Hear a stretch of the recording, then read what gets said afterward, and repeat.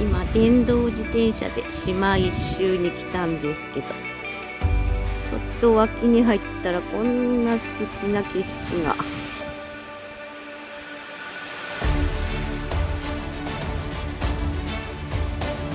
すごい。思い切ってきてよかった。こ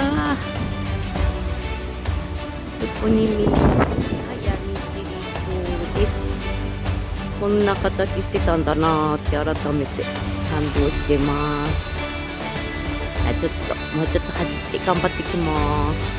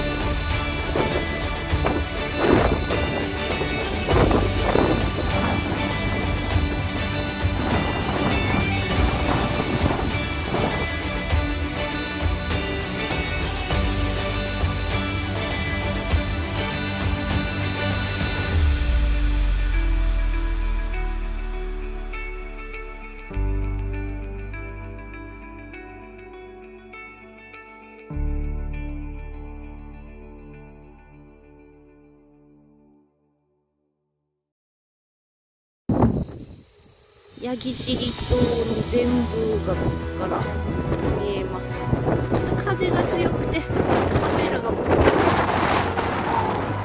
ませんが。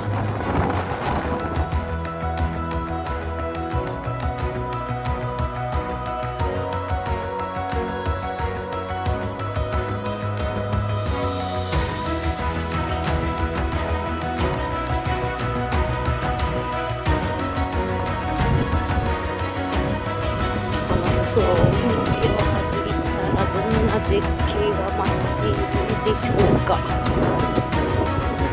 もうどう見ても素敵すぎて、どう伝えていいのかわからないですね。